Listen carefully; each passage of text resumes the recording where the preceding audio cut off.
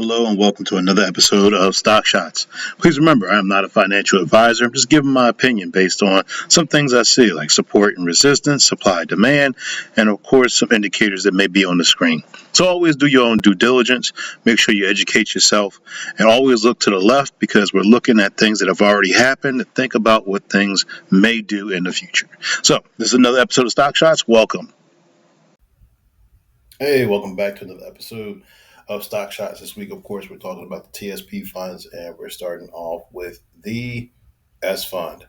So, if you notice, it's down again, but everybody is really excited because this week we had a green day. That green day was pretty much triggered by fundamental news, aka a tweet. Now, what that did was it gave us a pullback to this area here. But let's look at this in a wider frame. We're down 29%. I'm looking for a pullback and then a continuation down. I'm going to be honest with you. The only reason I'm saying that is because a lot of these moves where we had drastic falls from highs, you'll get days like this. The reason you'll get these is because what will happen is you'll have people, not people, but businesses, which is their job to hedge against falls and rises in the market. And they will pretty much put in orders to say, all right, well, if it comes up this far, buy. If it comes up this far, buy. If it comes up this far, buy. And what happened was these orders were triggered based on news and also based on some people getting information. I'll leave it at that. But let's talk about next week. So if you haven't known or you don't know yet, the tariffs have been limited.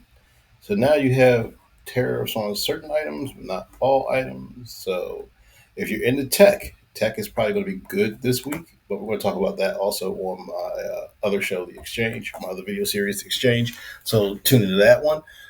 There will be a link, or actually be a video pop up for it at the end of this video.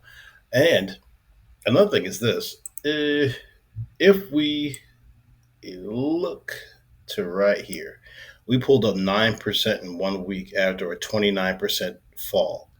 That's probably not going to be healthy.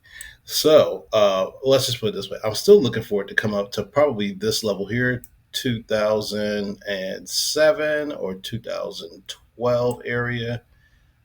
Yeah, around the 2012 area. And I want to see if we're going to reject from this area because right now, if you look at the indicator at the bottom, we're at the bottom, the very bottom. So it looks like we can get a push to the upside, maybe hit this 50 in the middle, and then continue down. That's what I'm looking to see. Now, if it is a V-shaped recovery, it's fine. I'm cool with that. I'll just turn the S and the C fund back on. But let's look at the C fund.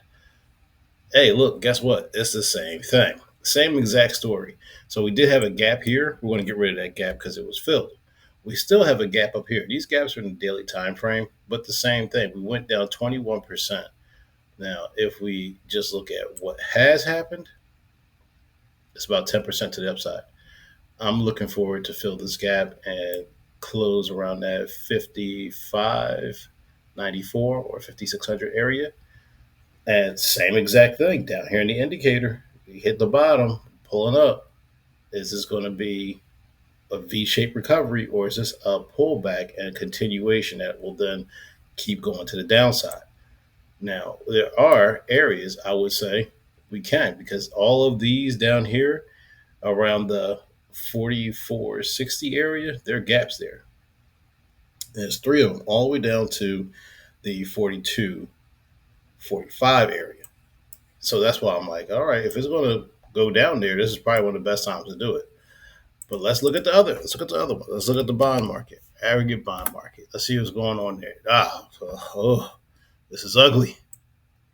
This is ugly. Okay. If you can't tell, we broke out of consolidation after we rejected up here at the 100, and the shit hit the fan. Yeah, that's a lot of selling. So, in all actuality, we came down here. There is a gap. It was mostly filled. I'm going to close this down to there. That's the gap that's remaining.